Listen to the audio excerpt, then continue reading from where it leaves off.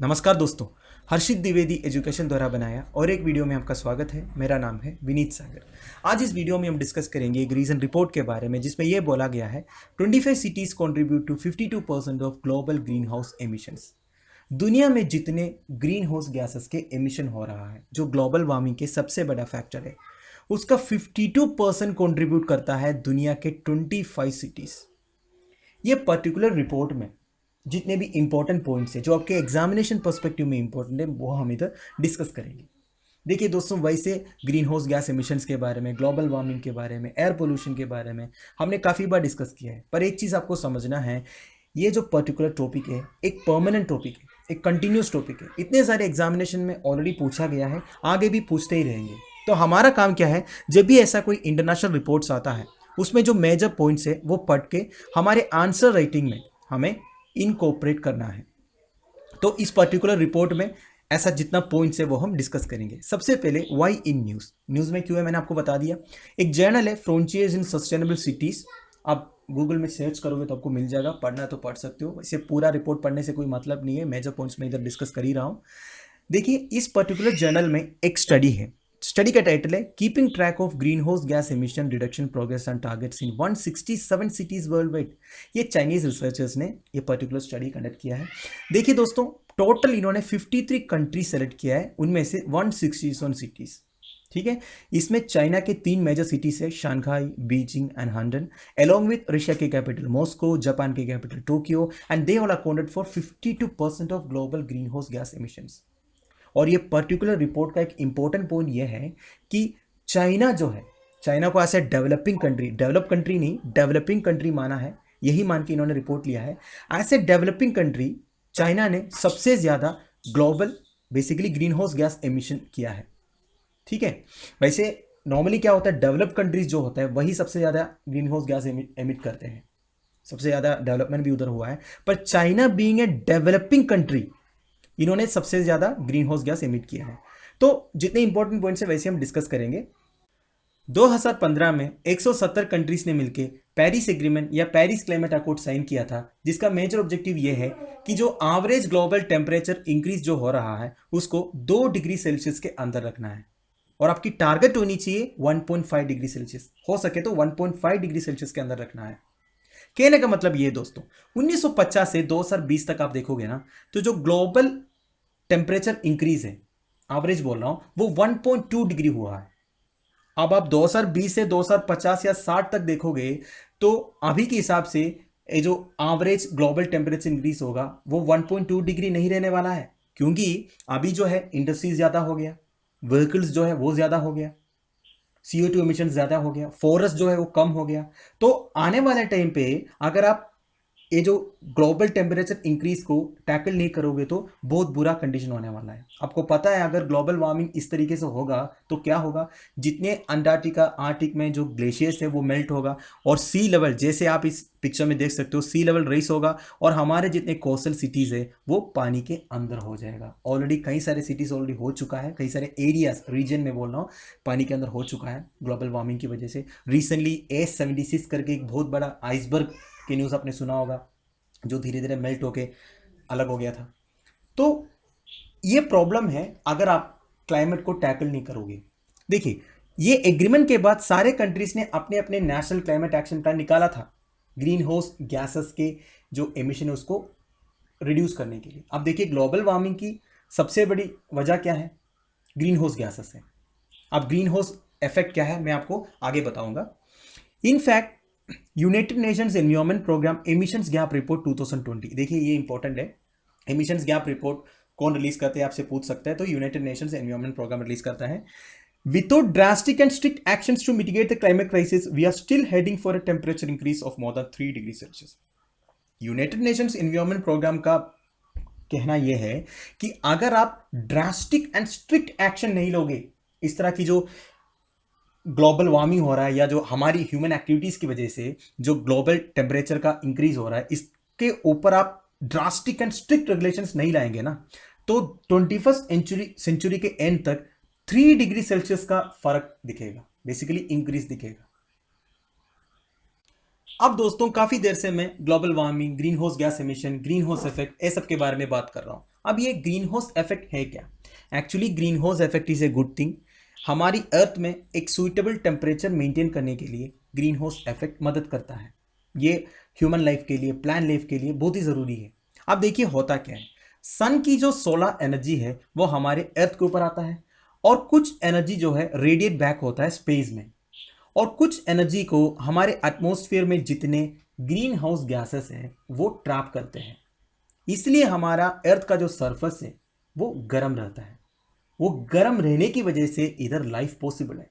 आप देखिए दोस्तों, green house gases are crucial to keeping our planet at a suitable temperature for life. Without the natural greenhouse effect, heat emitted by the earth would simply pass outwards from earth's surface. अगर greenhouse gases नहीं रहेंगे, ये greenhouse effect नहीं रहेंगे, तो क्या होगा, जितने रेडिएशन हमारे अर्थ के ऊपर आ रहा है वो पूरा रेडिएट बैक हो जाएगा स्पेस में, और हमारी अर्थ की जो टेम्परेचर है ना वो 20 डिग्री सेल्सियस के नीचे रहता। अगर हमेशा हमारी अर्थ की टेम्परेचर 20 डिग्री सेल्सियस रहेगा या उससे नीचे रहेगा तो लाइफ जैसे अभी है वो पॉसिबल नहीं होगा, राइट। अब देखिए, अब ये ग्रीन हाउस गैसेस कौन कौन सा है? मैंने बोला ग्रीन हाउस गैसेस क्या करते हैं, हीट को ट्रैप करके रखते हैं, ठीक है। Water vapour, carbon dioxide, methane, ozone, nitrous oxide, chlorofluorocarbon, ये सब ग्रीन हाउस गैसेस में आता है मेजर। इसमें जो पहले का 5 है ये नेचुरल है, और ये आप थोड़ा सा सिंथेटिक या केमिकल बोल सकते हो, क्लोरोफ्लोरोकार्बन जो है। अब दोस्तों global green house gas emissions में गैस एक बार देख लीजिए। Fossil fuel burning and industrial processes से जो कार्बन डाइऑक्साइड निकलता है वो है 65%। कार्बन डाइऑक्साइड जो forestry and other land use से निकलते हैं वो है 11%। मीथेन जो लाइफ स्टॉक से निकलते हैं, मतलब जब ये कैटल, शीप वगैरह खाना खाता है तो उनके शरीर से मीथेन निकलता है, ठीक है, वो है 16%। नाइट्रस ऑक्साइड है 6% एंड अदर फ्लोरिनेटेड गैसेस जो है वो 2%। ध्यान दीजिएगा, वेरी इंपॉर्टेंट। अब देखिए दोस्तों, मैंने आपको बताया green house gases are very important for maintaining the temperature of earth, पर प्रॉब्लम तब होता है जब इसका कंटेंट ज्यादा हो जाता है। अगर इसका कंटेंट ज्यादा हो जाएगा तो ज्यादा हीट ट्रैप होगा और हमारी अर्थ की जो टेम्परेचर है वो इंक्रीज हो जाएगा, जो हमारे अर्थ के लिए सही नहीं है। यह है बेसिकली ग्लोबल वार्मिंग। अब दोस्तों सबसे इंपॉर्टेंट थिंग, की फाइंडिंग्स ऑफ द रिपोर्ट। अब सबको पता है more than 50% of the global population resides in cities. Global population का 50% से ज्यादा सिटीज में रहता है, and cities are reported to be responsible for more than 70% of GHG emissions. GHG emissions जितना हो रहा है उसका 70% जो है सिटीज में से होता है। एंड ये पॉइंट तो मैंने आपको बता दिया, just 25 cities world wide are responsible for 52% of urban green house gas emission. दुनिया में 25 cities 52% green house gas emissions करते हैं। एंड वो सिटीज हर कंट्री में, जैसे आप इस मैप में देख सकते हो, चाइना में सबसे ज़्यादा आपको दिख रहा है इस एरिया में, इंडिया में भी है, एंड वेस्ट एशिया में है, अफ्रीका में कुछ कंट्रीज़ है, एंड नॉर्थ अमेरिका में है। ये सब पर कैपिटा है, मतलब पॉपुलेशन के हिसाब से, एंड ये टोटल जीएचजी एमिशंस के हिसाब से इस मैप में आप देख सकते हो।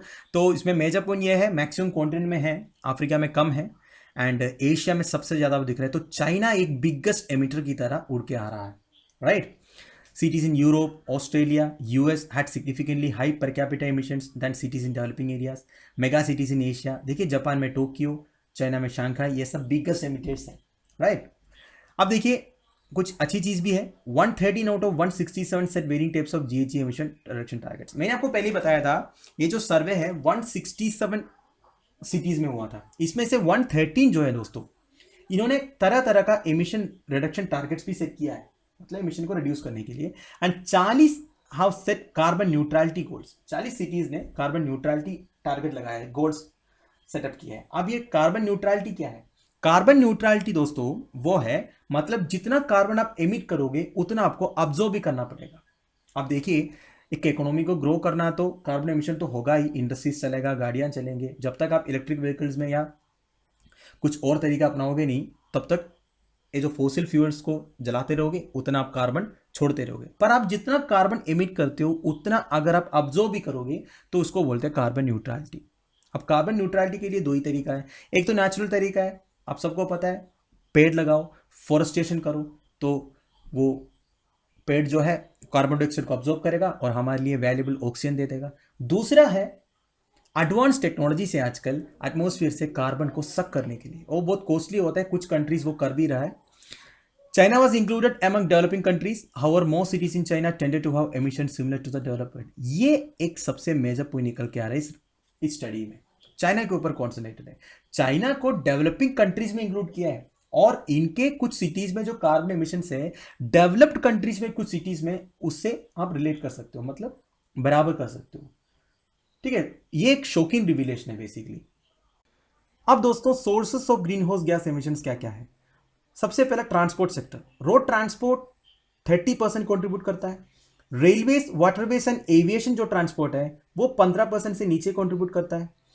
North American and European cities में स्टेशनरी एनर्जी जिसमें fuel combustion, electricity use in residential and institutional buildings etcetera, वो 60 to 80% of total emissions contribute करता है। आप देखिए दोस्तों, इलेक्ट्रिसिटी आप जितना कंज्यूम करोगे उतना ज्यादा प्रोड्यूस करना होगा। आप इंडिया का ही एग्जाम्पल ले रहे हो, इंडिया में सबसे ज्यादा इलेक्ट्रिसिटी कहां से प्रोड्यूस होता है? कोल से होता है। अब कोल जब आप जलाओगे, मतलब उससे जब इलेक्ट्रिसिटी प्रोड्यूस करोगे तो कार्बन एमिशंस तो होगा ही। तो इसी वजह से आप जितना ज्यादा इलेक्ट्रिसिटी कंज्यूम करोगे उतना कार्बन एमिशंस का चांस है, basically green house gas emission का चांस है। वैसे एयर कंडीशन जो है, आपने बचपन में पढ़ा होगा, एयर कंडीशन यूज करने से जो क्लोरोफ्लोरोकार्बन है वो रिलीज होता है, जो हमारे ओजोन लेयर को डिप्लीट किया था एक टाइम पे, अभी भी हो रहा है। अब देखिए कुछ अच्छी बात यह है, फॉर 30 सिटीज 167 में से 30 cities there was a clear emission decrease. 2012 और 2016 के बीच में 30 सिटीज में एमिशन का डिक्रीज भी दिखा है, जिसमें टॉप 4 सिटीज है ओस्लो जो नॉर्वे का कैपिटल है, ह्यूस्टन, सियाटल जो यूनाइटेड स्टेट्स ऑफ अमेरिका में है, बोगोटा जो कोलंबिया का कैपिटल है। And top 4 cities with largest per capita emissions, population के हिसाब से सबसे ज्यादा एमिशन कहां दिखा? रियो डे जेनेरो जो ब्राजील में है, क्यूरिटीबा ब्राजील में है, Johannesburg South Africa and Venice Italy में, राइट। तो दोस्तों दैट्स एंड ऑफ इट। ये वीडियो मैं इधर फिनिश कर रहा हूँ। आई होप आपको कुछ ना कुछ सीखने को मिला होगा। ये पर्टिकुलर आर्टिकल आपको harshitdwedi.com वेबसाइट में मिल जाएगा, आप उधर से नोट्स बना सकते हो, प्रिंट आउट लेना तो ले लीजिए। आप लोगों की वैल्यूबल सजेशंस एंड कमेंट्स जो है आप मुझे कमेंट बॉक्स में बता दीजिएगा। Thank you for watching, bye bye, have a nice day.